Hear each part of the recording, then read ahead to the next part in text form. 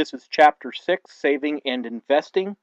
Discussion number 4, Planning for Retirement Advice. The idea of saving and investing generally is people's plans to deal with retirement, where they're no longer going to be working, whether by voluntarily or by injury or age, they're no longer to work. People try to save up to be able to pay for their bills during that time period. Now, there are ways that people can save for their retirement. One would be pension plans. A lot of times these are offered by employers to help you save for retirement, and the government has created some tax incentives for these pension plans to encourage people to save for their retirement, in that they no longer have to be a burden on society by having society pay their bills. Well, a popular one is known as a 401k plan, and this is where an employee is required to put some money aside that is taken out before taxes, but on top of that, then the employer also puts in money. And usually it's a ratio. Usually it's 1-to-1 for every dollar that the employee puts in. A dollar is put in by the employer. Sometimes it's a different ratio depending if the employer is trying to attract more employees or not. However, this was a really good plan for employees, but what about employers? If you owned a business, you couldn't do this little matching thing because you'd be paying yourself, and that doesn't work very well for the IRS.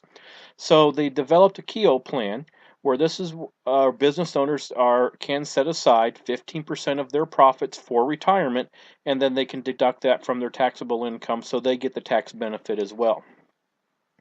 Now, if you want to save for yourself and the company's not helping you out, you can set up an IRA. This is where you have money withheld from your paycheck before taxes, and you put it in a retirement account, and you promise that you're not going to touch it until you retire, which generally is 62 or 65 years of age. When you take the money out, then you'll pay taxes on it. And the reason why this is beneficial to pay taxes on it later is that the taxes that you pay later when we live in an inflationary style of economy is that the purchasing power will be less of what they're taking in a tax than if they take it from you now. Now, sometimes that inflation thing is not a concern. We've had a whole bunch of inflation, and so what you can also, this became big in the early 90s, the idea of a Roth IRA. And that is where if you wanted to create it after the money was taxed, after it came out of your paycheck, you could create a Roth IRA, and then any interest you got would be incapable of being taxed. And there are some financial benefits to that depending on how it's run. Another way you can invest is real estate, where we already talked about this back in Chapter 5, where over time houses tend to gain value.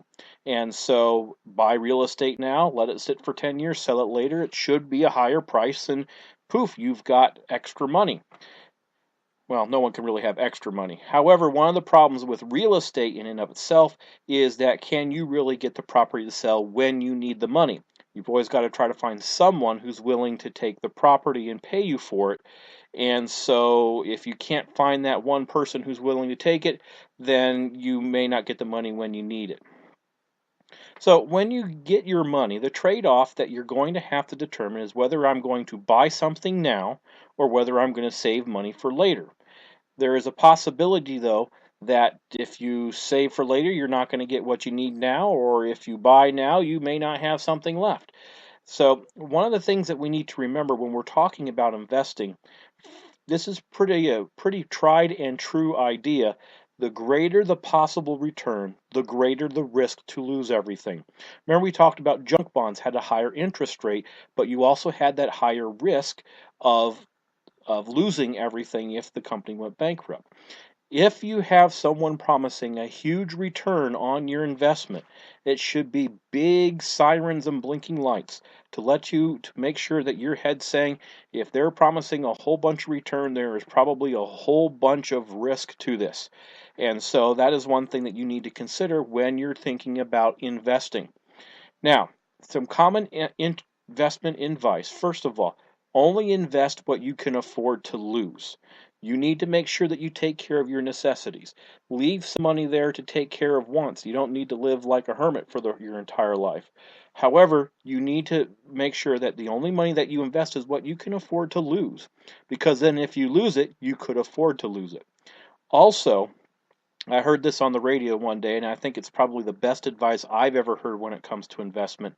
If you are worried about your money when you go to bed at night, you've invested too much, and that you need to reduce the amount of risk, because you need not to be worrying about your money every day of the week. You invest the money, you get a return. If you're worried about losing it, then you're risking too much. Also, and a guy got a Nobel Prize for this idea, diversify your investments. Don't put all of your money into singular stocks. Don't put all of your money into one type of bond. Spread out the investments to many different stock options. The mutual funds kind of automatically do that, but even spread out to different mutual funds, because one mutual fund might have a bad year. The reason why is that it was actually shown mathematically with statistics and with certain models that if you diversify your investments, overall you will increase your capital, your money. If you put everything in one basket, you have a potential to make a greater achievement, but you also have that opportunity for one company to go sour and sink everything. And so the smart money is that you diversify for your investments, especially when you're talking about your retirement, because you don't want to lose your retirement. This concludes discussion number 4, planning for retirement advice. This also concludes chapter 6, saving and investing.